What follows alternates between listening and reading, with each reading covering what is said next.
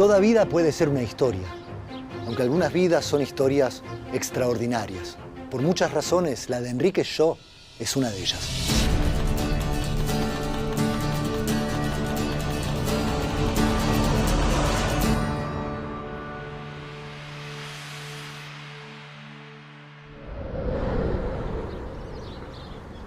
Enrique nació en París en 1921, pero creció aquí, en este entorno, cerca del Plaza Hotel que construyó su abuelo materno.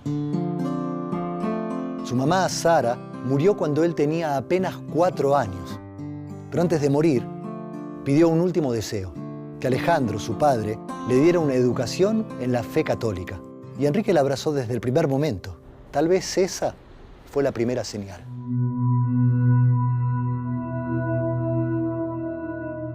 Desde chico, teniendo una devoción eucarística, rezando y encomendándose a Dios. Y yo creo que sin duda es por los genes de su madre y también su tío, el padre Adolfo Torkins, que era sacerdote salesiano. Enrique estudió en el Colegio La Salle de Buenos Aires, donde se destacó como un alumno sobresaliente. Y a sus 14 años decidió ingresar en la Escuela Naval Militar. A su padre no le gustaba la idea de una carrera militar. Quería que su hijo se preparara para dirigir las empresas familiares. Pero Enrique tenía un objetivo. Quería fortalecer su carácter para cumplir una misión que intuía, aunque todavía no la tenía muy clara, y sentía que esa experiencia podía ayudarlo. En los cursos era un tipo destacadísimo, 2 o 3 años menos que los demás, y rápidamente lo superaba, era un tipo distinto. Enrique amaba leer, y un día en el verano de 1939, casi por casualidad, se cruzó con un libro que le cambiaría la vida. Un libro que hablaba sobre el rol y las responsabilidades del hombre cristiano. Todos los santos se adelantan a los tiempos, y creo que la doctrina social de la Iglesia iluminó a Enrique Sho, el siervo de Dios, para plasmar su trabajo también como un compromiso social y de desarrollo y de dignidad para todos.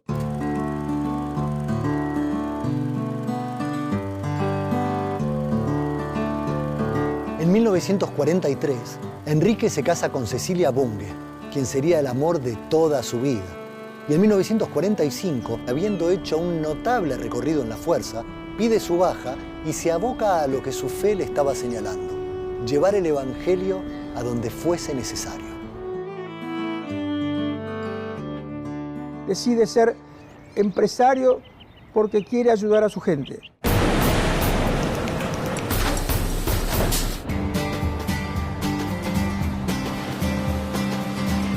Entre estas mismas paredes y bajo este mismo techo, Enrique se pone un overol y aprende el oficio de la cristalería como un trabajador más. Pero no era un trabajador más.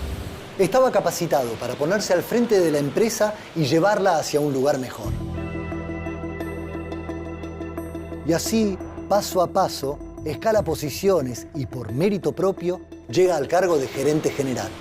Un gerente singular que es muy exitoso en su gestión, pero que está siempre al lado de los trabajadores. Yo trabajé de muy joven en Cristalería Rigolo, entré a los 16 años. Cuando nos conocimos a nivel personal, vinculados también por una línea espiritual, pudimos discutir muchas veces. Pero él a su vez tenía un gran deseo de decir: la empresa tiene que ser una comunidad de personas. Él tenía una visión que dicen que es propia de los marinos. Se puede decir que en un barco todos navegan juntos, todos tienen que remar juntos. En los 16 años que él trabajó en Rigoló, impuso pautas de trabajo, vínculos relacionales en la empresa que fueron diferenciales. Enrique mismo promovía y era muy consciente que la innovación de la empresa muchas veces venía desde abajo, desde las mismas personas que estaban en el día a día de la fábrica, del proceso, de la máquina. Responsabilidad social empresaria, un término que se empezó a utilizar hace poco tiempo, ya era algo que estaba muy impregnado en su estilo de liderazgo. Enrique sentía que la empresa era una comunidad de vida, en la que todas las personas son importantes. Conocía a todos sus colaboradores, casi 4.000, y sabía escucharlos. Él dejaba la comodidad de su oficina para ir a los hornos, para ir a las plantas, sabía de su vida, de su familia, de los problemas que tenía, los escuchaba. Que un empleado esté feliz, para Enrique significaba, más allá de su rol como empresario, como su rol como cristiano, él se sentía realizado. Muchas veces se dice que era un místico de traje y corbata dirigiendo una empresa. Enrique fue un empresario que inspiró e incomodó, pero no fue solo eso. También fue un gran hombre de familia, un pensador, un motor imparable que ayudó a poner en marcha la Universidad Católica Argentina, una enorme cantidad de emprendimientos sociales y hasta fue uno de los fundadores de ACTE, la Asociación Cristiana de Dirigentes de Empresa, de la que además fue su primer presidente. Él fue el que logró que gran parte, sobre todo del mundo empresario, entendiera la importancia de desarrollar nuevos dirigentes de excelencia, pero que tengan una perspectiva y una dimensión cristiana y humana del sector privado. Un hombre que tenía 1000 ocupaciones y era capaz de ocuparse del problema de un obrero o de una cuestión concreta de la iglesia. Impulsó lo que fue en ese momento el decreto ley de asignaciones familiares. Sí, increíblemente fue un empresario. Y hasta estuvo preso por defender a la iglesia de los ataques del gobierno de entonces.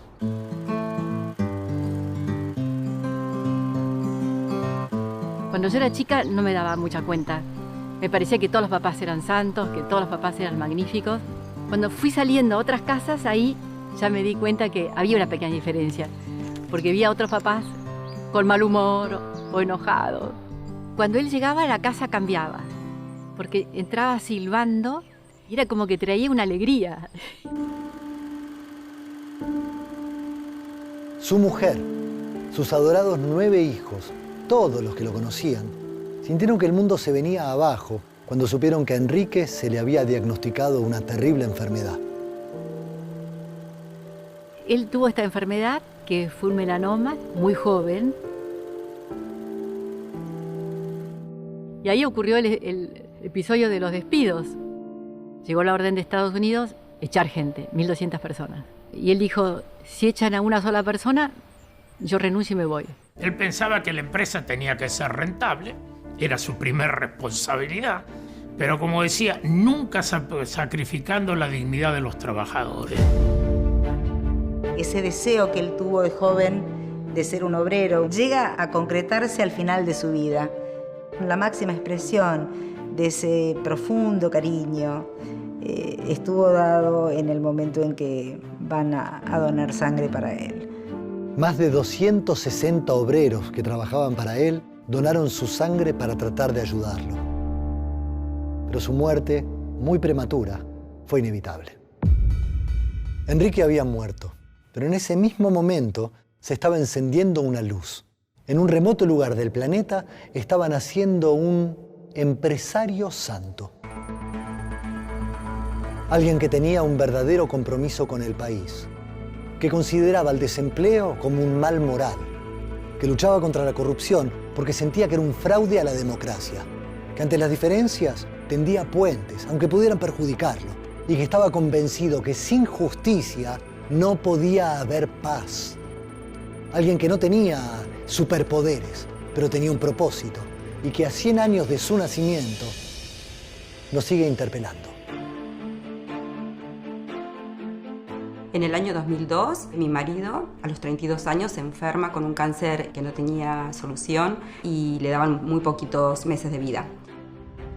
Después de rezar a varios santos, conozco a Enrique Jou a través de mi vecina, que me trae un recorte de diario.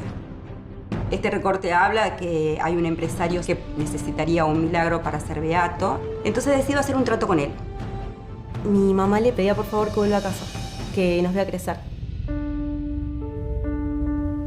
Pasan los días, mi marido hacía 9 meses que no comía y empezamos a rezar y mi marido empieza a pedirme comer. Mi marido hacía ya más de un año que supuestamente se tendría que haber muerto y empieza a trabajar. Vivió 18 años más de los que los médicos decían que iba a vivir. Yo tengo la fe de que Enrique intervino en que mi papá nos pueda ver crecer, gracias a la cantidad de rezos y de peticiones que le hicimos en ese momento. Cuando la Iglesia pide un milagro, es como algo que trascienda lo meramente humano, donde no haya equivocación y el Santo Padre pueda decretar la canonización de esa persona, y ahí, sin lugar a dudas, comienza una causa con la fama de santidad.